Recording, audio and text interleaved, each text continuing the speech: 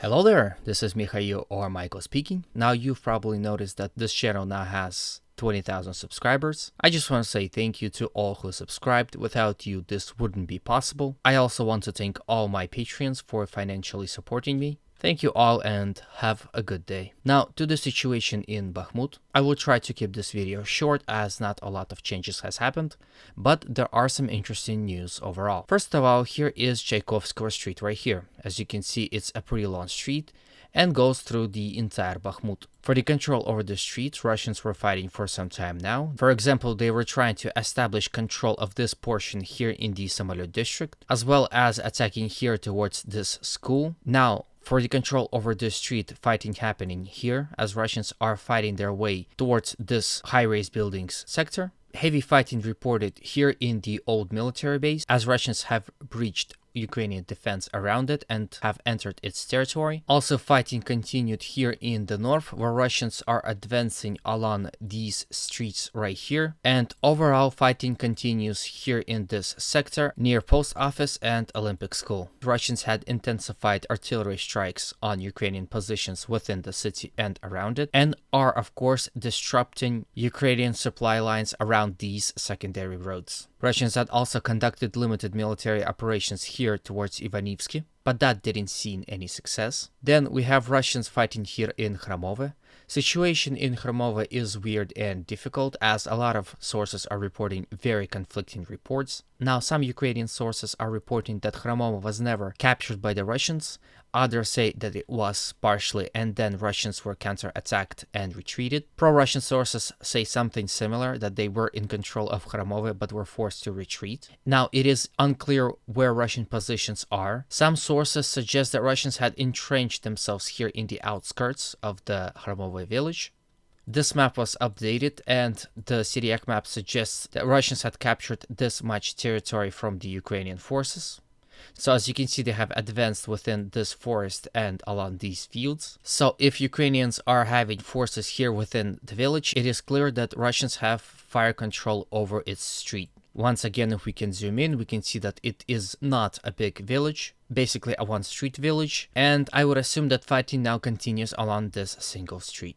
Then we have the 00506 highway. Situation here is as well unclear, but it would seem that Russians are unable to cross and physically cut the road for good. Because of the close proximity of both Russian and Ukrainian positions here in overall sector, heavy fighting continues as both Russians and Ukrainians are launching attacks and counterattacks in order to push their counterparts away from the road. As of right now, the victor in this battle is undecided. Then we have Russians attacking here in Avdiivka. Their attacks were limited in this village. They are mostly bombarding it with artillery. Then we have Grigorivka, where Russians are here advancing along these fields, but again very slowly and as of right now without any success. Fighting continued here in Orekhovo-Vasiliivka and along E40 highway. Now, situation here in Seversk is as follows. Russians had conducted limited military operations here in Spirny and Verkhnyo-Kamansky, as well as towards Bilogorivka and Grigorivka here. Fighting in Serebryansky forest continues, as Russians slowly advance here in the general direction of Zarychne. It has been reported that Russians also conducted military operations along this entire front line, but were only able to achieve minor success here near Makiivka.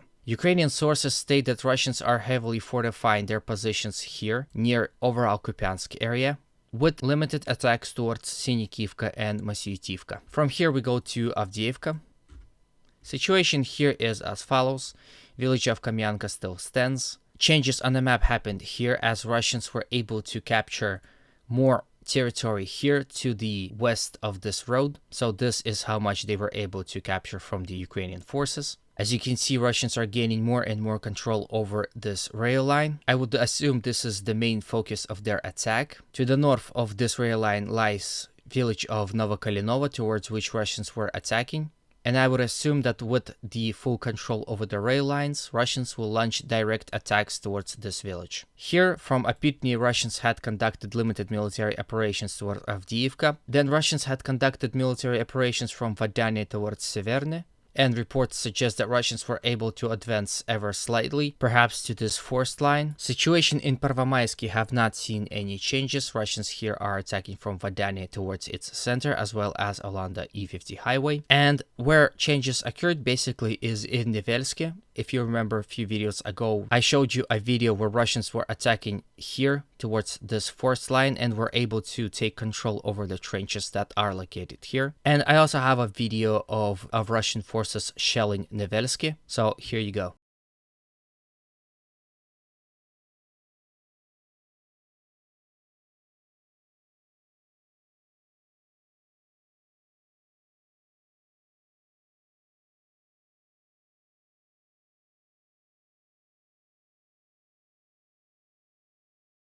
Now, the source suggests that there is a tank, Ukrainian tank, being destroyed within the vicinity of Seversk. This goes to show that Russians had become extremely active here near Seversk. Now, if we zoom out, we can see that Seversk is basically the only settlement that Ukrainians can use for defense and supply in this entire region. With the fall of Seversk, Russians will be able to move more freely and perhaps even envelop Pervomaisky from the flank, as well as settlement of Nitailov. Overall, Russians are bombarding, as you could see on the video, this entire settlement, thus limiting Ukrainian presence within the city, because again, if you pack buildings with more troops, and if, for example, FAB 500 would end up falling on it, you would end up with a lot of dead soldiers. So this artillery strikes helps Russians in the long run. Then we have situation in Marinka. It did not change surprisingly, as Russians are unable to achieve any gains here to the north, as well within Marinka itself and near the village of Pobeda. Overall, the center is a site of heavy clashes between Ukrainian and Russian forces. It would seem that Russians have slight upper hand in this battle and slowly pushing Ukrainians out of Marinka, but once again it is very, very slow. Fighting was also reported here in Novomikhailivka, but it was very limited. Then we have the city of Vuhledar. Here Russians are still fighting within the dacha area, as well as advancing towards the mines. City of Vuhledar once again is being subject to heavy artillery bombardments. This goes to show that Russians had finally decided to raze this city to the ground, and I have actually a video of that for you.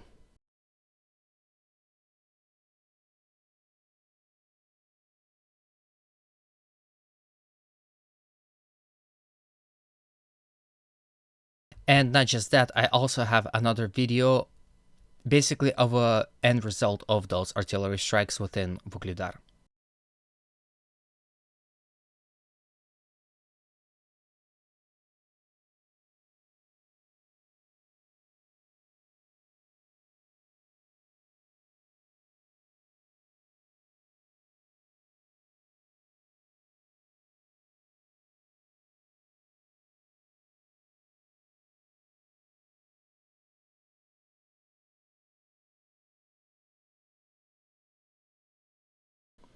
So, as you can see, judging by the video, a lot of high-rise buildings within the Vuhledar city is being subjected to some damage. Constant artillery strikes help Russians advance within this area, because Ukrainians cannot establish their defensive positions within high-rise buildings. They cannot place snipers there, so Russian artillery limits Ukrainian ability to defend the city. So at some point all high-rise buildings would be destroyed, thus it would not allow Ukrainians to have high ground and fire control over the dacha area, so perhaps this is what Russians are planning to do.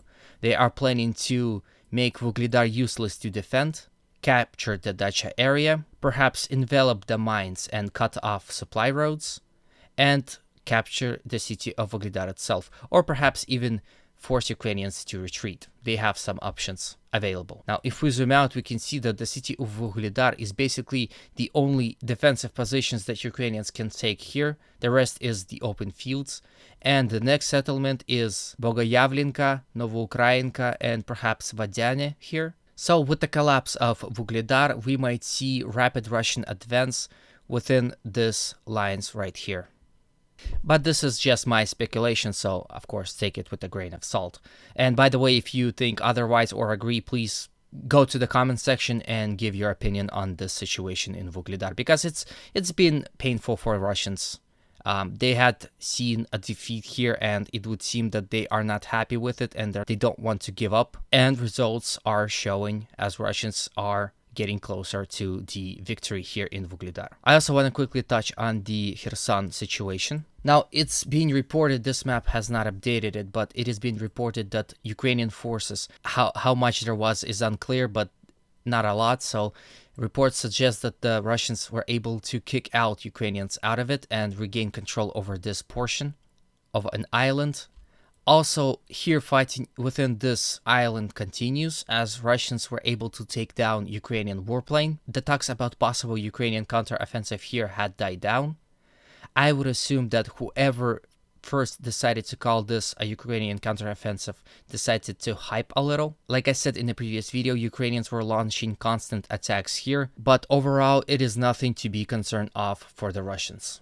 There's also news I want to share with you. It is possible that Russia will receive a new ally. Argentina could possibly be joining BRICS. So here I will pause so you can read the entire post. So here you can see how some nations are deciding to fight against the imperialism of the West and unite economically. I believe this is the best way to wage so-called war. It is to wage it economically, to give other nations an option to choose between what alliance, economical alliance, they are willing to join. Especially, we might see another phase of a Cold War. Let's just hope it's not going to turn into World War III. So anyway, this is the end of the video. I hope you enjoyed it. If you did, please consider supporting it with a like, comment, and of course, a subscription if you haven't done that.